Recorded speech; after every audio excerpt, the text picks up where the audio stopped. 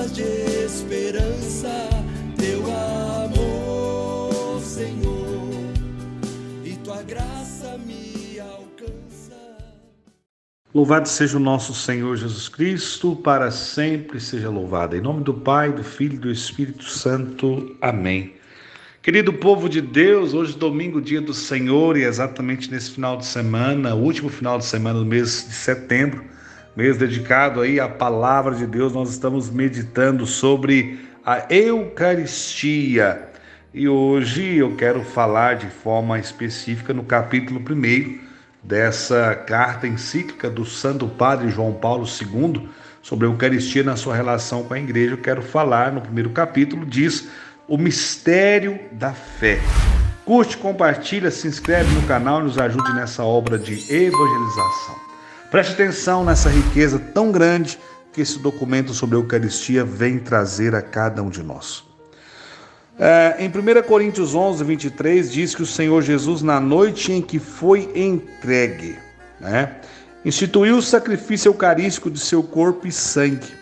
As palavras do apóstolo Paulo recordam-nos as circunstâncias dramáticas em que nasceu a Eucaristia. O Senhor Jesus, na noite em que foi entregue. Olha só a circunstância em que nasce a Eucaristia. Na noite da entrega, na noite tão sofrida, tão angustiante, de uma suprema angústia tão grande, que leva o próprio Cristo a suar sangue de tanto sofrimento. Então é nessas circunstâncias que nasce esse mistério da fé. E esta tem indelevelmente escrito nela o evento da paixão e morte do Senhor. Não é só a sua evocação, mas é a presença sacramental. É o sacrifício da cruz que se perpetua através dos séculos. Essa verdade, irmãos, está claramente expressa nas palavras com que o povo no rito latino responde à proclamação mistério da fé feita pelo sacerdote. Anunciamos, Senhor, a vossa morte.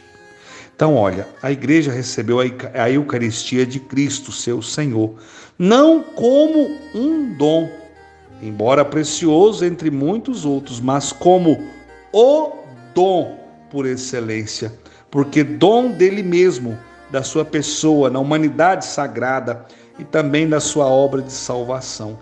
Esta não fica circunscrita no passado, pois tudo que Cristo é, tudo que fez e sofreu por todos os homens, participa da eternidade divina e assim transcende todos os tempos e em todos se torna o quê? Presente. Meu Deus, é atualizar tudo aquilo, é viver novamente o sacrifício. Por isso que a Santa Missa não pode ser vivida de qualquer jeito. Tem que se ter respeito, reverência, silêncio, oração, profunda intimidade com Deus. É porque é atualizar todo o sofrimento, toda a dor. É sacrifício. Quando a igreja celebra a Eucaristia, memorial de quê? Da morte e ao mesmo tempo também da ressurreição do seu Senhor. Esse acontecimento central de salvação torna-se realmente presente e realiza-se também a obra do quê? Da nossa redenção.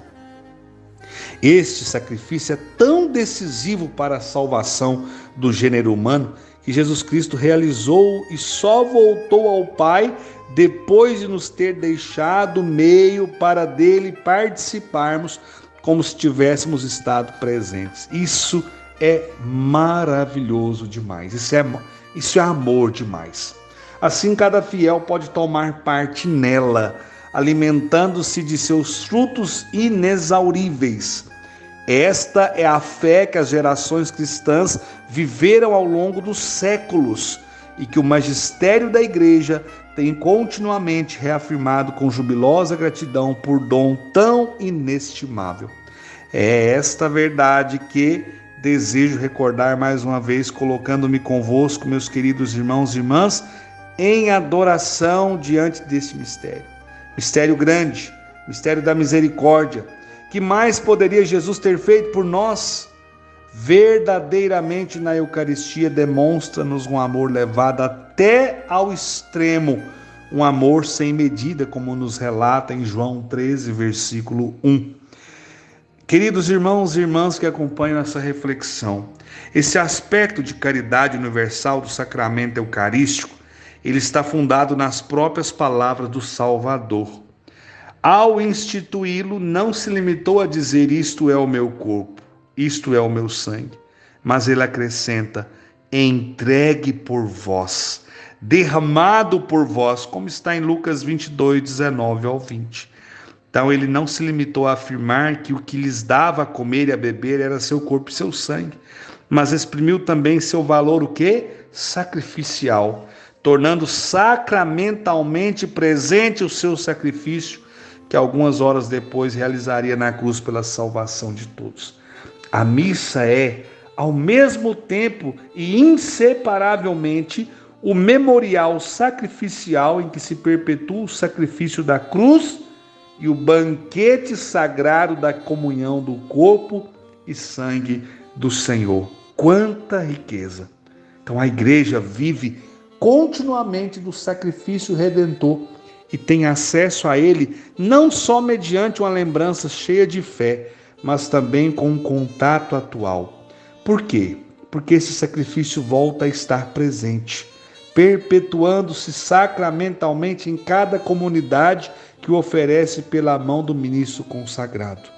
Então, irmãos, deste modo, a Eucaristia aplica aos homens de hoje a reconciliação obtida de uma vez para sempre por Cristo para a humanidade de todos os tempos.